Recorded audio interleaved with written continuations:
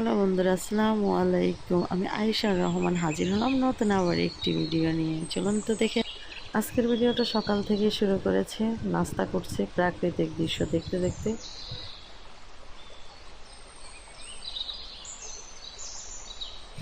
আমি চা খেলাম, আমার হাজব্যান্ডের জন্য স্যান্ডউইচ করে দিলাম, তারপরে তাড়াতাড়ি চলে গেলাম রান্নাঘরে। প্রথমে আমি মাছটাকে হলুদ, মরিচ, ধনিয়ার গুঁড়া দিয়ে সামান্য তেল দিয়ে আমি সেদ্ধ করে নিয়েছি। এবার সাথে নিয়ে নিয়েছি আমি পেঁয়াজ। আমি কিন্তু মাছের কোপ্তা বানাবো। পেঁয়াজ নিয়েছি, ধনিয়া পাতা নিয়েছি, তারপরে এখানে কাঁচামরিচ কুচি দিয়েছি।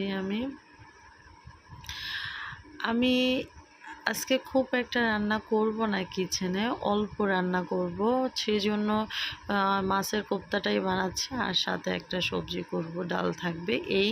কারণ আজকে আমাদের একটা হলুদের দাওয়াত আছে, এতে আমি লবণ দিয়েছি। তো যা বলছিলাম, আমার একটা হলুদের দাওয়াত ছিল, সেখানে যাব। আমি এটা খুব ভালো করে মেখে নিচ্ছি। আমি এতে তেমন কোনো মশলা দেব না, কারণ যেহেতু আমি এটা কোপ্তা করব, তো অল্প সামান্য কিছু দিয়ে আমি আগে মেখে এটা বানিয়ে নেব। এই যে আমি খুব ভালো করে মেখে নিচ্ছি। সামান্য পরিমাণ এখানে আদা রসুন দিয়েছি। এবার দিয়ে দিয়েছি সামান্য পরিমাণ হলুদ, ধনিয়ার গুঁড়া, তারপরে দিয়ে দিচ্ছি একটি ডিম, এটা আমি বাইন্ডিংয়ের জন্য দিচ্ছি। এবার দিয়ে দিচ্ছি সামান্য চাউলের গুঁড়া। তো খুব ভালো করে মেখে নিব। এর ফাঁকে আমি চুলায় তেল দিয়ে দিয়েছি, যাতে তেলটা একটু গরম হয়, তার জন্য চুলাতে একটু তেল দিয়ে দিয়েছি। তো দেখুন, আমি যে মাছগুলো মেখেছিলাম, তো এগুলো এবার আমি কোপ্তার শেপ দেব। আপনারা আপনাদের পছন্দ মতো শেপ দিতে পারেন। আমি একটু কাবাব শেপ দেব, যাতে দেখতে একটু ভালো লাগে, তাই দেখুন।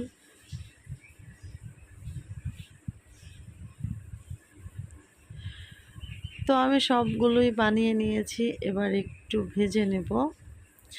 আর এই যে মাছের কোপ্তাটা, সত্যি বলছি অসম্ভব টেস্ট হয়। এটা খাওয়ার সময় বোঝাই যায় না যে এটা আমরা মাছের কোপ্তা করেছি। যেই বাচ্চারা খেতে চায় না, অনেক ক্ষেত্রে কিন্তু বাচ্চারা মাছ খেতে চায় না, তো আপনারা চাইলে এভাবে করে খাওয়াতে পারেন। তো বড়রাও কিন্তু অনেকে মাছ পছন্দ করে না, তো এই ক্ষেত্রে কিন্তু এভাবে করা যেতেই পারে। এই তো আমি মাছের কোপ্তাগুলো উল্টে পাল্টে ভেজে নিচ্ছি, আর যেগুলো ভাজা হয়ে গেছে সেগুলো আমি উঠিয়ে নেব। এভাবেই সবগুলো মাছের কোপ্তা আমি ভেজে নেব।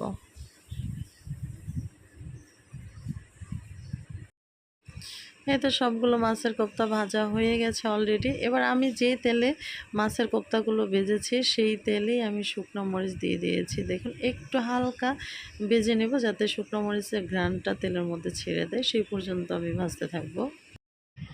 এবার আমি মরিচটা একটু ভাজা হওয়ার পরে পেঁয়াজ দিয়েছি, পেঁয়াজটা একটু ভেজে নেব। তারপরে আমি মশলা রেডি করেছি। এখানে হলুদ, মরিচের গুঁড়া, ধনিয়া, আদা, রসুন, জিরা সব একসাথে করে রেখেছি। এখানে আমি 1 টেবিল চামচ করে রেখেছি হলুদ, মরিচ, আর আদা রেখেছি হাফ চামচ করে। আদা, রসুন আর জিরা আমি হাফ চামচ করে দিয়েছি। তো আমি খুব ভালো করে আদা রসুনটা আগে কষিয়ে নিব, তারপরে আমি হলুদ, মরিচ দিব। এখানে দিয়েছি স্বাদ মতো লবণ। এবার আমি হলুদ, মরিচ যা আছে সব আমি দিয়ে দিব, আর দিয়ে খুব ভালো করে একটু কষিয়ে নেব। সাথে দিয়েছি 2টা কাঁচামরিচ। জালটা অবশ্যই আপনারা আপনাদের পছন্দ মতো দিবেন, কম বেশি করে। তো আমি এই কষানোর পরে আমি যেই কোপ্তাগুলো বানিয়েছিলাম সবগুলো আবার দিয়ে দিয়েছি। দেওয়ার পরে সামান্য পরিমাণ পানি দিয়েছি, পানি দিয়ে একটু শুকনা শুকনা করে নেব, তারপর আমি উঠিয়ে নেব। এবার রেডি হওয়ার পরে আমি আপনাদের দেখাচ্ছি। এই তো দেখুন, রেডি হয়ে গেল আমার সেই স্বাদের মাছের কোপ্তা। সত্যি বলছি অসাধারণ হয়েছে, খেতেও কিন্তু মজা হয়েছে। এবার আমরা রেডি হয়ে চলে গেলাম গায়ে হলুদের অনুষ্ঠানে। যাওয়ার পরে আসলে আমরা অনেকটা মজাই করেছি। দেখুন, আমাদের পোলাপাটিগুলো খুব মজা করতেছিল।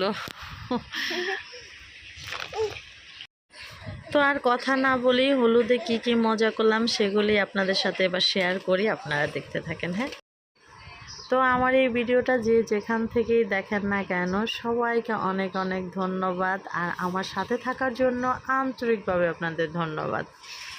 আর সবাই ভালো থাকবেন, সুস্থ থাকবেন। আর কোনো অসুস্থ ব্যক্তি যদি আমার এই ভিডিওটা দেখে থাকেন, দোয়া করছে আল্লাহ যেন তাকে ভালো করে দেন, সাথে আল্লাহ যেন আমাদেরকে সুস্থতা দান করুন।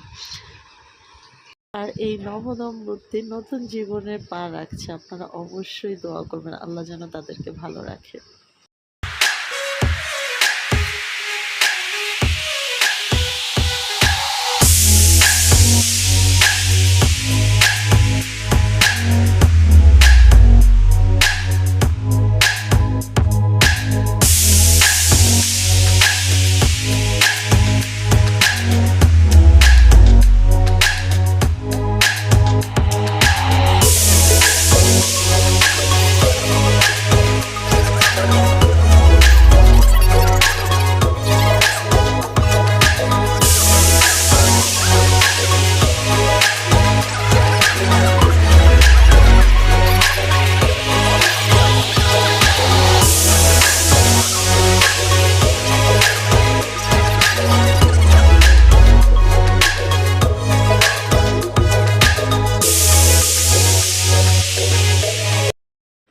আবারও বলছি, সবাই ভালো থাকেন, সুস্থ থাকেন, আমাদের জন্য দোয়া করুন। আসসালামু আলাইকুম।